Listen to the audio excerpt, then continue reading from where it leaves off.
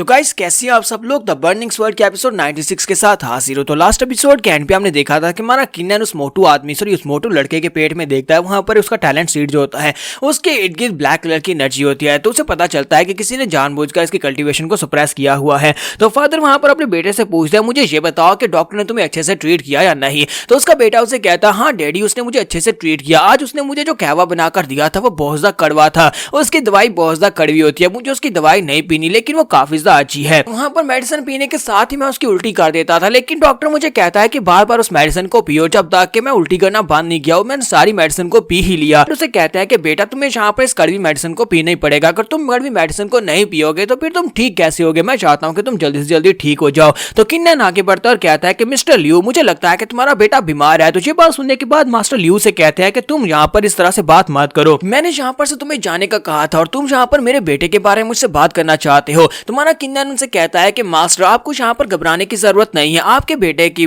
Spiritual seed जो है उसके इर्द गिर्द ब्लैक कलर की एनर्जी है, वो ब्लैक कलर की एनर्जी जो है वो उसकी कल्टीवेशन को आगे बढ़ने से रोक रही है। इसकी वजह से वो एनर्जी को अपनी बॉडी के अंदर गैदर नहीं कर पा रहा, जिसकी वजह से उसकी कल्टीवेशन लेवल बढ़ नहीं रही। और साथ ही इसका पागलपन जो है, मुझे लगता है कि ये भी यहाँ पर किसी इंसान ने अपनी मेडिसिन की वजह से इसको इस तरह का बना दिया है, पहले ये ठीक होगा। हमारा किन्नन सोच रहा होता है कि मास्टर लियू वुकान जो है ये यहाँ के फाउंडर्स में से एक है, यहाँ की 3 बड़ी फैमिलीज में से एक बड़ी फैमिली इन्हीं की है। अगर मैं यहाँ पर इनके बेटे की मदद करता हूँ तो उसका मतलब यह है कि मैं यहाँ पर इनकी मदद हासिल कर लूंगा, और अगर ये मेरे साथ मिल जाते हैं तो फिर यहाँ पर मैं आसानी के साथ लू फैमिली को दबा सकता और उनके पास से अपने डैड को आजाद करवा सकता हूँ। मास्टर लियू वुकान को देखकर तो लगता है कि वो अपने बेटे से बहुत ज्यादा प्यार करते हैं, और जितना वो इससे प्यार करते हैं लगता नहीं है कि इनका कोई और बच्चा है, जिसकी वजह से इनकी काफी ज्यादा उम्मीदें होंगी कि इनका बेटा कल्टीवेट कर सके। तो मास्टर लियू से कहते हैं कि लड़के अगर तुम चुपचाप यहाँ से चले जाते हो तो मैं यहाँ पर तुम्हें शर्मिंदा नहीं करता, लेकिन अब जबकि तुमने मेरे बेटे के बारे में यहाँ पर बातें करती हैं तो मुझे लगता है कि अब मुझे यहाँ पर से तुम्हें शर्मिंदा करके भेजना पड़ेगा। बाप ने मेरे पर इस बात का इल्जाम मत डालना, ना ही जाकर मास्टर मो को इस बारे में बताना। कि उसका बेटा उसे कहता है कि डैडी ये क्या आप यहाँ पर इतने गुस्से के साथ बात क्यों कर रहे हैं। तो उसके डैडी शांत हो जाते हैं और कहते हैं, नहीं नहीं बेटा, मैं तो बस यहाँ पर इस अंकल के साथ बात कर रहा हूँ, मैं इसको बिल्कुल भी डरा नहीं रहा, ना ही गुस्सा कर रहा हूँ, तो बस इसके साथ मजाक कर रहा था। तुम्हारा किन्नन कहता है कि मास्टर मुझे पता है कि इसकी बॉडी के अंदर से ब्लैक एनर्जी को कैसे निकालना, और आपका बेटा दोबारा से ठीक हो जाएगा और कल्टीवेट भी करेगा, लेकिन उम्मीद करता हूँ कि एक बार आपके बेटे के ठीक होने के बाद आप मेरी मदद करेंगे, आप मेरी दोस्त की एनर्जी को वापस गेन करने में उसकी मदद करेंगे। मास्टर लियू की बात सुनने के बाद काफी हैरान होते हैं और कहते हैं कि लड़के क्या तुम वाकई में ये कर सकते हो। मैंने यहाँ पर बड़े बड़े डॉक्टर्स को बुलाया था, बड़े बड़े डॉक्टर्स यहाँ कर आकर ये सब कुछ करके देख चुके हैं, लेकिन कोई भी इसका इलाज नहीं कर पाया। तुम्हें ऐसा क्यों लगता है कि तुम ये कर सकता हूँ। तुम्हारा किन्नन उसे कहता है कि मास्टर लियू आपको मेरे पर भरोसा करना होगा, मैं इस मिशन को जरूर पूरा करूंगा, मैं अपने बेटे को ठीक कर सकता हूँ। मास्टर लियू से कहते हैं तो फिर ठीक है, अगर तुम यहाँ पर मेरे बेटे को हील कर पाते हो तो फिर मैं तुम्हारी दोस्त की मदद करूंगा, लेकिन अगर तुम ऐसा नहीं कर पाए तो फिर मैं यहाँ पर से तुम्हें धक्के देकर बाहर निकाल दूंगा। क्या तुम्हें ये बात एक्सेप्टेड है। तुम्हारा किन्नन कहता है हाँ क्यों नहीं। इसी के साथ ही मास्टर लियू जो होते हैं अपने बेटे से कहते हैं कि यंग मास्टर लियू चलो जल्दी से जाओ उस दोस्त के पास और बिग ब्रदर के पास जाओ, जाकर उसे देखने दो कि वो तुम्हारी बॉडी को कैसे हील कर सकता है। तो मोटू भागता हुआ हमारे किन्नन के पास आता है और उसे कहता है कि बिग ब्रदर क्या तुम वाकई में मुझे ठीक कर सकते हो,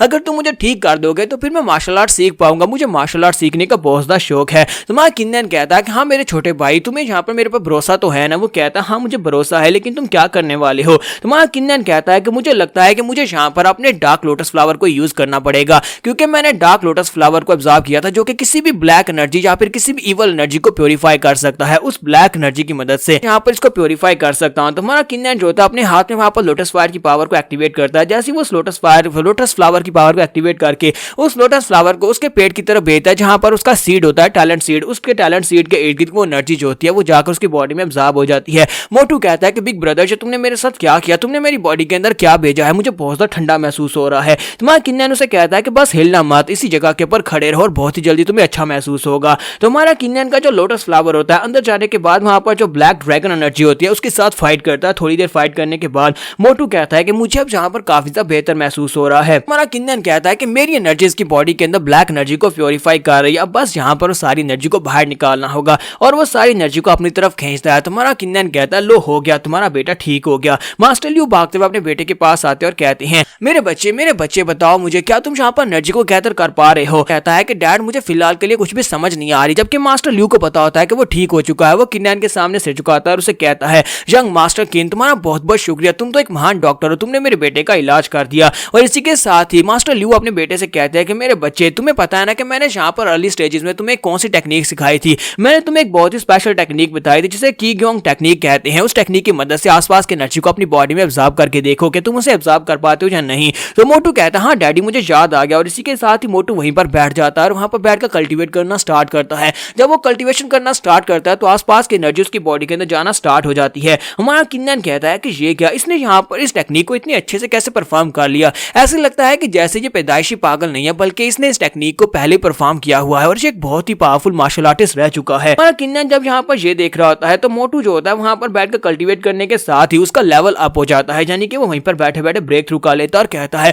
मैं तो प्रैक्टिशनर राउंड में पहुंच भी गया, यानी उसने ब्रेक थ्रू कर लिया है। फादर काफी ज्यादा खुश हो जाते हैं और कहते हैं कि हाँ मेरे बच्चे तुमने ब्रेक थ्रू कर लिया, पिछले 3 साल से मेरा बेटा इसी तरह से बेचारा कल्टीवेट नहीं कर पा रहा, अपनी बॉडी में एनर्जी को एब्जॉर्ब नहीं कर पा रहा और ऊपर से ये पागलू जैसी हरकतें कर रहा है। लेकिन अब जबकि तुमने इसको ठीक कर दिया तो मुझे लगता है कि ये बहुत ही जल्दी फिर से नॉर्मल हो जाएगा। किन्नन उसे कहता है कि मास्टर ल्यू क्या आप मुझे यहाँ पर इसके बारे में और डिटेल्स बता सकते हैं कि आपका बेटा ये इस हालत में कब से है। और साथ ही वो सोच रहा था कि इसकी बॉडी के अंदर जो ब्लैक की थी मुझे लगता है कि वो किसी ने जानबूझकर डाली थी और मुझे यहाँ पर इसके बारे में और ज्यादा इन्वेस्टिगेट करना होगा, किसी ना किसी ने तो यहाँ पर ये किया होगा क्योंकि वो इवल एनर्जी के जैसी थी जैसी कि मास्टर जैन और साथ में ल्यू जान की बॉडी के अंदर थी। मास्टर ल्यू से कहते हैं कि आज से 3 साल पहले की बात है कि मेरा बेटा जो था कभी यहाँ का एक महान वॉरियर हुआ करता था, यानी कि एक महान मार्शल आर्टिस्ट था। यहाँ पर जंगल जनरेशन में जितने भी मार्शल आर्टिस्ट थे ये उनमें सभी में नंबर 1 था और हर एक मार्शल आर्ट्स की टेक्निक को ये बड़ी आसानी से परफॉर्म कर लेता था। यहाँ की वुफू अकेडमी के बारे में तो सुना होगा, ग्रेट जू वुफू अकेडमी में मेरा बेटा वहाँ पर नंबर 1 की रैंकिंग के पेपर था और वहाँ पर हमेशा हर कंपटीशन में जीतता था, ताकि सभी लोग इससे बहुत ज्यादा प्यार करते थे। सभी लोगों को लगता था कि यही यहाँ पर सबसे बेस्ट है, ग्रेट जू किंगडम में से ज्यादा बेस्ट कोई भी नहीं है। एक दिन अचानक मेरा बेटा बीमार हो गया। जब वो उठा सुबह सोकर, रात के वक्त सोकर सुबह उठा तो इसी के साथ ही वो पागल हो चुका था, यानी इसी तरह का बेकार हो चुका था और साथ ही उसकी कल्टीवेशन ब्लॉक हो चुकी थी। मेरे बेटे ने बच्चों जैसी हरकतें करनी शुरू कर दी और साथ ही उसकी कल्टीवेशन अबॉलिश हो चुकी थी, तो इसी वजह से मैं उसे दोबारा वुफू अकेडमी में नहीं भेज सकता था। तो मैंने अपने बेटे को यहीं पर घर में रखा क्योंकि मैं यहाँ की फाउंडेशन में से एक हूँ, यानी कि मैं यहाँ के 3 बड़ी फैमिलीज में से एक हूँ जिसने ग्रेट जू डायनेस्टी को बनाया था।